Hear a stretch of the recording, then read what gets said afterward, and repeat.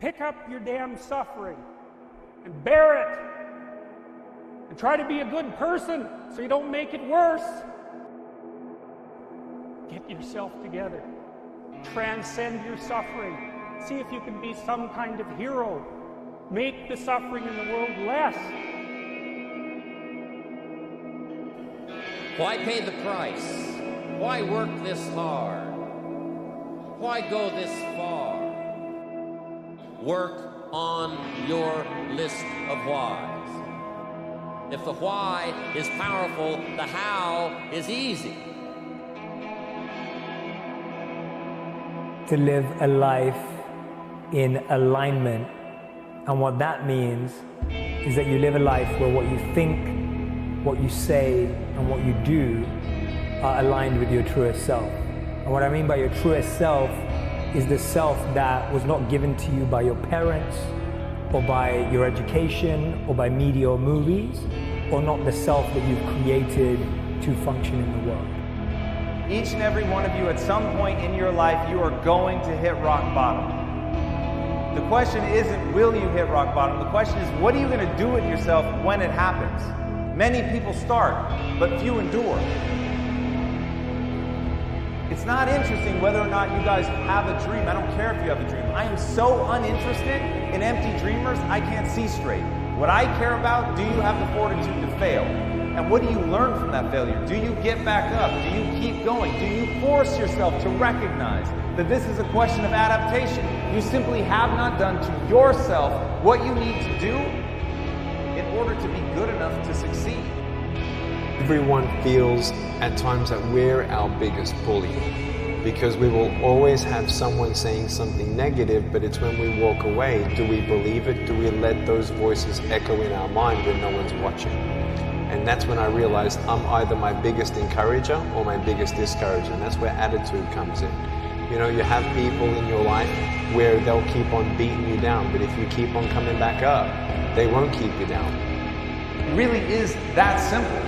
Once you accept that the thing that separates you from the rest of the animal kingdom is an unimaginable ability to become.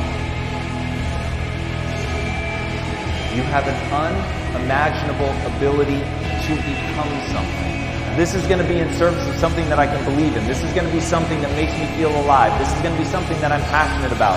It's going to be something that I actually feel like I'm contributing to the world, that I would be willing to do all of that with a smile on my face. And I said, the only question I will ever ask again is this: what would I do and love every day, even if I was failing?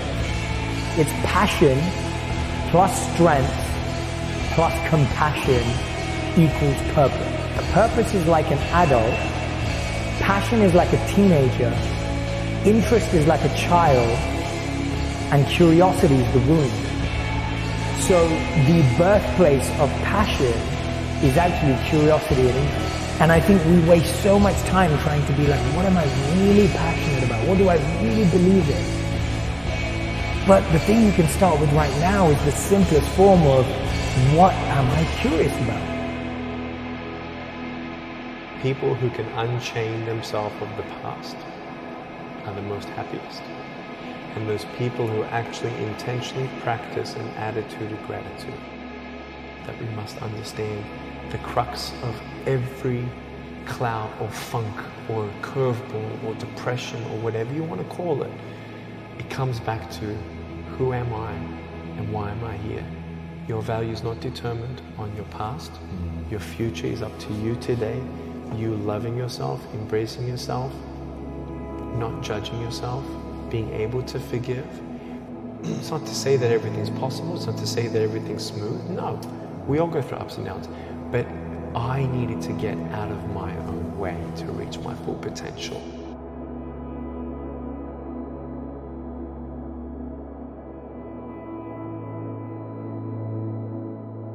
I think the two things that we're all working towards is a sense of peace and a sense of purpose. Peace is for yourself and purpose is for the world. And I think we all exist in both places. And I think where we go wrong is that we try to live life in an either or. Actually embracing polarities. It's actually about doing a dance and knowing which way to go at the right time. So I believe as much in strategy as I do in sincerity.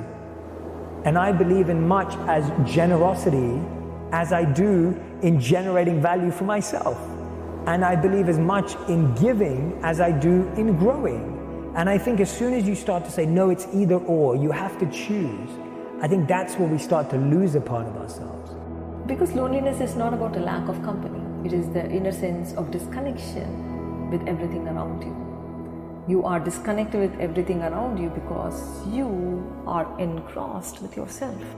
Suffering exists only when you're obsessing about yourself. If there's no obsession within oneself, then there's no suffering. I really believe that you have to seek the love and the beauty that you want in what you have now.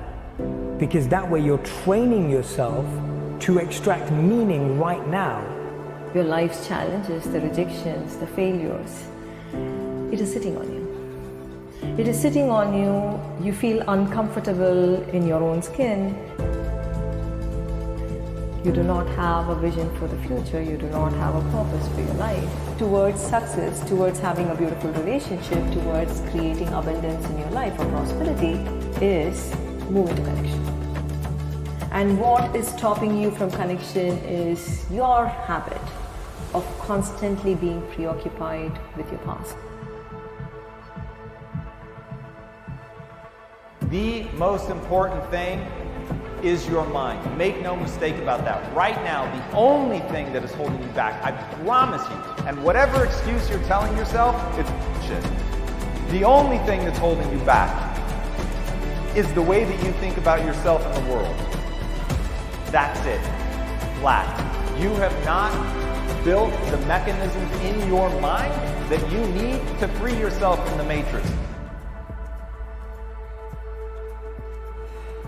Do and believe that which moves you towards your goals.